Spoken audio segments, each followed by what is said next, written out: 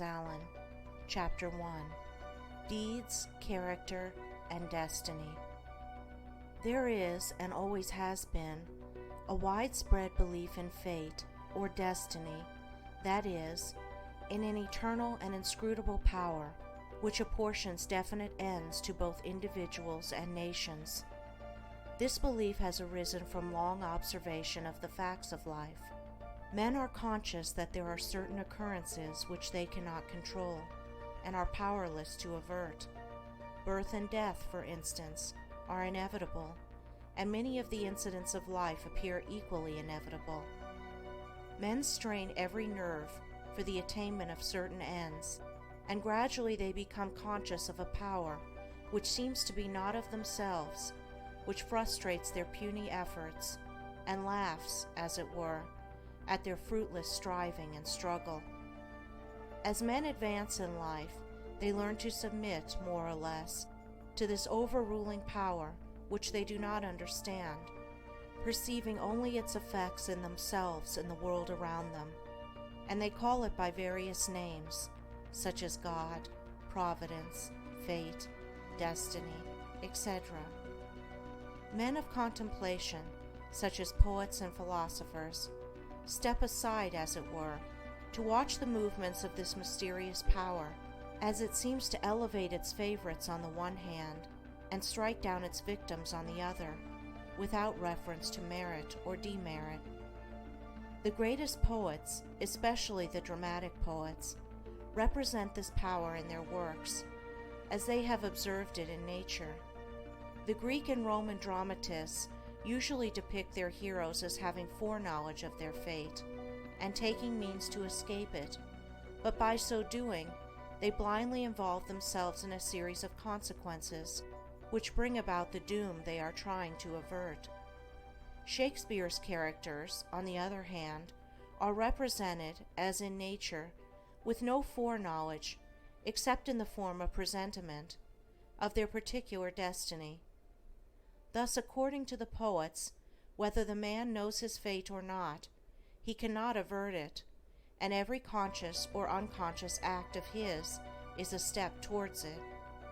Omar Khayyam's moving finger is a vivid expression of this idea of fate.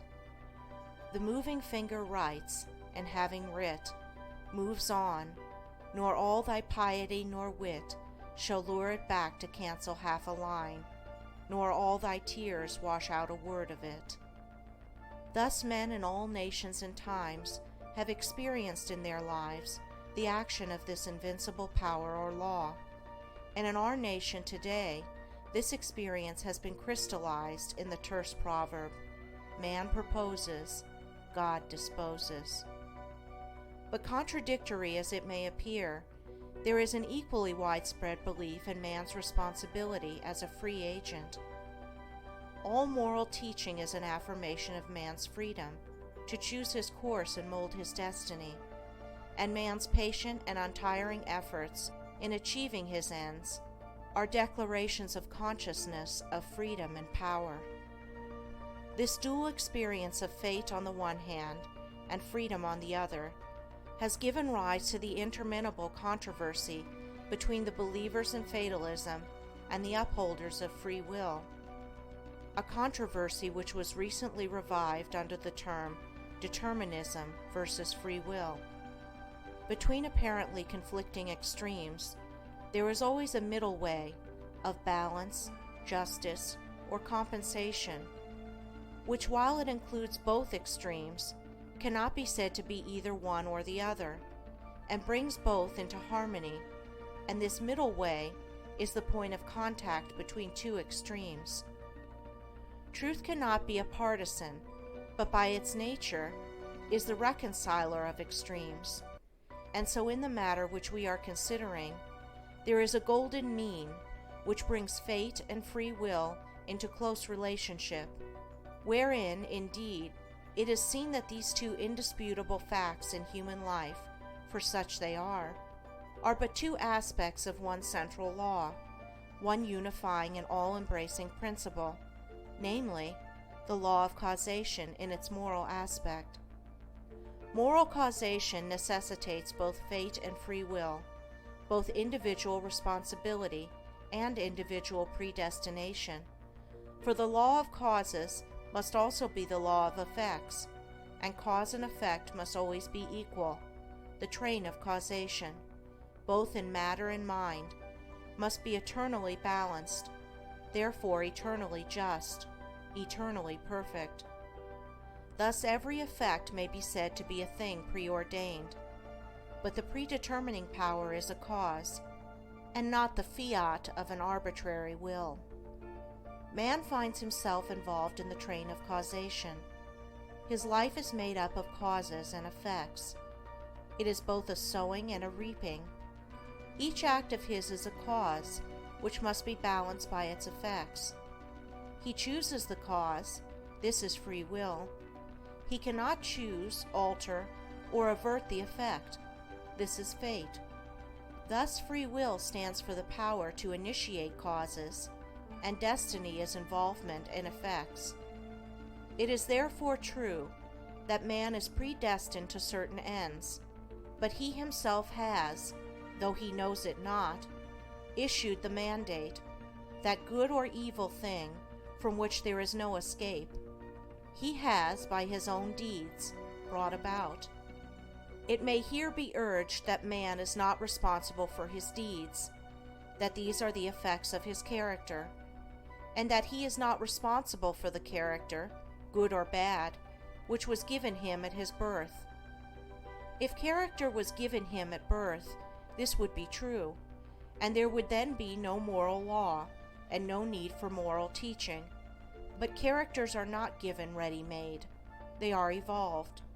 They are indeed effects, the products of the moral law itself, that is, the products of deeds. Character result of an accumulation of deeds which have piled up, so to speak, by the individual during his life. Man is the doer of his own deeds. As such, he is the maker of his own character. And as the doer of his deeds and the maker of his character, he is the molder and shaper of his destiny. He has the power to modify and alter his deeds, and every time he acts, he modifies his character. And with the modification of his character for good or evil, he is predetermining for himself new destinies, destinies disastrous or beneficent, in accordance with the nature of his deeds. Character is destiny itself, as a fixed combination of deeds. It bears within itself the results of those deeds. These results lie hidden as moral seeds in the dark recesses of the character, awaiting their season of germination, growth, and fruitage. Those things which befall a man are the reflections of himself, that destiny which pursued him, which he was powerless to escape by effort or avert by prayer, was the relentless ghoul of his own wrong deeds, demanding and enforcing restitution. Those blessings and curses which come to him unbidden are the reverberating echoes of the sounds which he himself sent forth. It is this knowledge of the perfect law working through and above all things, of the perfect justice operating in and adjusting all human affairs, that enables the good man to love his enemies and to rise above all hatred, resentment, and complaining, for he knows that only his own can come to him, and that, though he be surrounded by persecutors, his enemies are but the blind instruments of a faultless retribution, and so he blames them not, but calmly receives his accounts, and patiently pays his moral debts. But this is not all. He does not merely pay his debts. He takes care not to contract any further debts. He watches himself and makes his deeds faultless. While paying off evil accounts, he is laying up good accounts. By putting an end to his own sin, he is bringing evil and suffering to an end.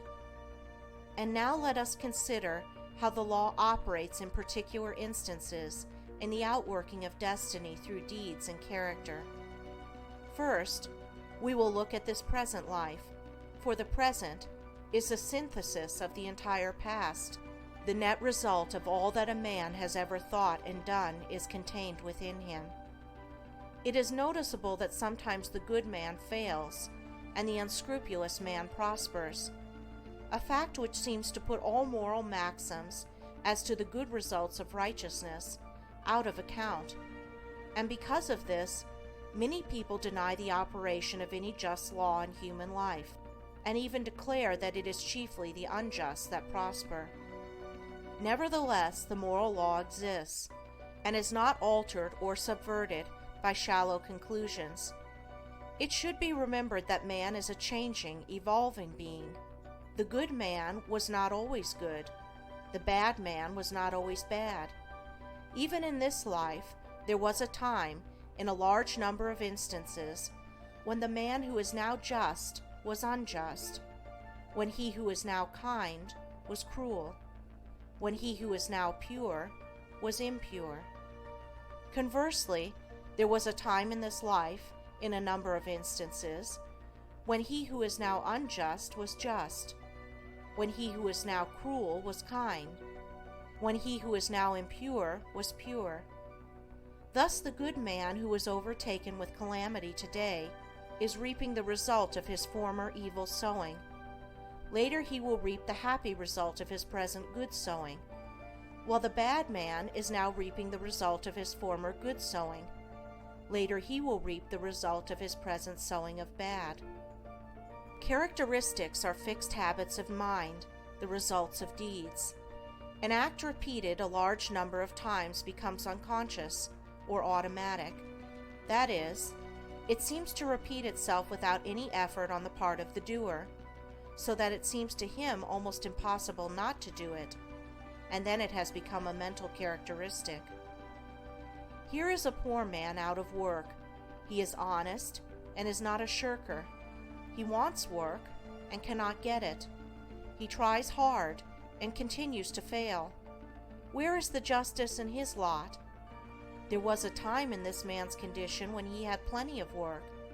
He felt burdened with it. He shirked it and longed for ease. He thought how delightful it would be to have nothing to do.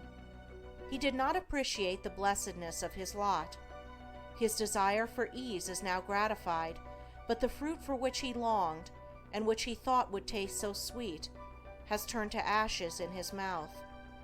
The condition which he aimed for, namely, to have nothing to do, he has reached, and there he is compelled to remain till his lesson is thoroughly learned.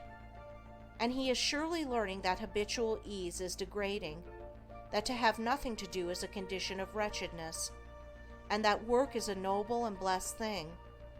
His former desires and deeds have brought him where he is, and now his present desire for work, his ceaseless searching and asking for it, will just as surely bring about its own beneficent result. No longer desiring idleness, his present condition will, as an effect, the cause of which is no longer propagated, soon pass away, and he will obtain employment. And if his whole mind is now set on work, and he desires it above all else, then when it comes, he will be overwhelmed with it. It will flow into him from all sides, and he will prosper in his industry. Then, if he does not understand the law of cause and effect in human life, he will wonder why work comes to him apparently unsought, while others who seek it strenuously fail to obtain it. Nothing comes unbidden. Where the shadow is, there also is the substance. That which comes to the individual is the product of his own deeds. As cheerful industry leads to greater industry and increasing prosperity, and labor shirked or undertaken discontentedly leads to a lesser degree of labor and decreasing prosperity, so with all the varied conditions of life as we see them. They are the destinies wrought by the thoughts and deeds of each particular individual. So also with the vast variety of characters, they are the ripening and ripened fruit of the sowing of deeds. As the individual reaps what he sows, so the nation, being a community of individuals, reaps also what it sows. Nations become great when their leaders are just men. they fall and fade when their just men pass away.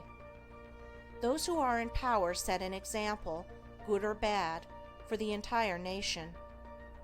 Great will be the peace and prosperity of a nation when there shall arise within it a line of statesmen who, having first established themselves in a lofty integrity of character, shall direct the energies of the nation toward the culture of virtue and development of character, knowing that only through personal industry, integrity, and nobility can national prosperity proceed. Still, above all, is the great law, calmly and with infallible justice, meting out to mortals their fleeting destinies, tear-stained or smiling, the fabric of their hands. Life is a great school for the development of character, and all, through strife and struggle, vice and virtue, success and failure, are slowly but surely learning the lessons of wisdom. End of chapter 1. Recording by Andrea Fiore.